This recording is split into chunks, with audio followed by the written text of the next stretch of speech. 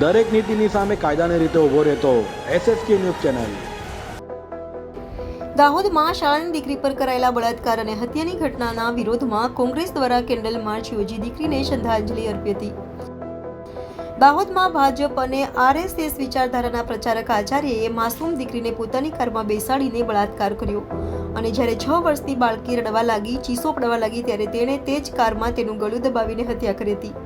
આવા નરાધમને ફાંસી સજા થાય અને પીડિત પરિવારને ન્યાય મળે તે માટે સુરત શહેર યુવા કોંગ્રેસના નેતૃત્વમાં ન્યાય માર્ચનું સાવલિયા સર્કલથી યોગી સર્કલ સુધી કેન્ડલ માર્ચનું આયોજન કરવામાં આવ્યું હતું, જેમાં મોટી સંખ્યામાં કોંગ્રેસના આગેવાનો અને કાર્યકર્તાઓ જોડાયા હતા અને કેન્ડલ માર્ચ સાથે દીકરીને શ્રદ્ધાંજલિ અર્પી તેને ન્યાય મળે તેવી માંગ કરી હતી।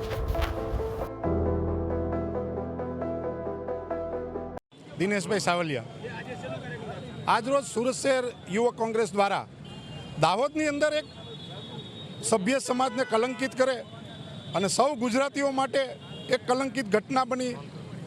એક બાળકી ઉપર પાશવી રીતે બળાત્કાર કરવામાં આવ્યો, એની હત્યા કરવામાં આવી અને હત્યારો એ પ્રિન્સિપાલ હતો, એ સ્કૂલનો આચાર્ય હતો અને સાથે સાથે એ ભારતીય જનતા પાર્ટી અને RSS સાથે જોડાયેલો માણસ હતો।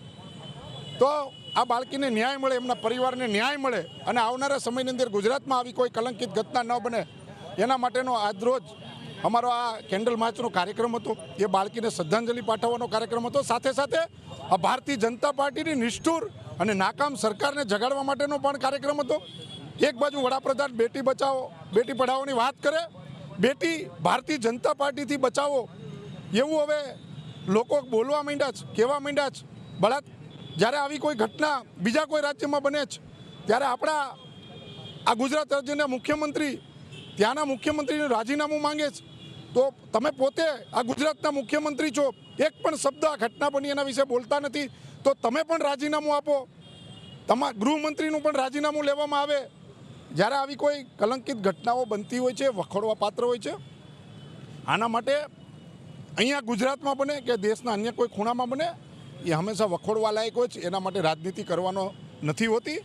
પણ આ ભારતીય જનતા પાર્ટી જ્યારે બીજા કોઈ રાજ્યમાં કંઈ પણ બને તો એ રાજનીતિ કરતા હોય છે અને પોતાના 30 વર્ષના શાસન પછી પણ ગુજરાતની અંદર મા બેટી સલામત નથી, તો આ ગુજરાત ક્યાં જશે, આ ગુજરાતને ક્યાં લઈ જશે ભારતીય જનતા પાર્ટી? અત્યારે એક જ સવાલ થઈ રહ્યો છે અને આ જે નરાધમ છે એમાં આકરામાં આકરી એક દાખલારૂપ સજા આપવામાં આવે। જ્યારે ગૃહમંત્રી સ્ટેટમેન્ટ આપતા હોય છે કે કોઈ પણને પણ છોડવામાં નહીં આવે, ત્યારે ગુજરાતના લોકોને એવું લાગે કે સવારે આ માણસ જેલમાં હશે, એને બદલે ભારતીય જનતા પાર્ટીમાં હોય છે। એટલે ખૂબ દુઃખની લાગણી સાથે અમે આજે શ્રદ્ધાંજલિ પણ પાઠવી છે, સરકારને પણ દંડોળવા માગીએ છીએ। આવનારા સમયની અંદર જો આવી ફરીથી કોઈ ગુજરાતની અંદર ઘટના બનશે તો કોંગ્રેસ પક્ષ એક વિરોધ પક્ષ તરીકે અમે સબળમાં સબળ એના માટે વિરોધ પણ કરીશું અને જે કંઈ પણ કાર્યક્રમો આપવા પડશે એ આપશું। આજનો અમારો કાર્યક્રમ આ બાળકીને શ્રદ્ધાંજલિ પાઠવવાનો હતો અને આ સરકારને દંડોળવાનો હતો। દરેક નીતિની સામે કાયદાની રીતે ઊભો રહેતો SSK ન્યૂઝ ચેનલ।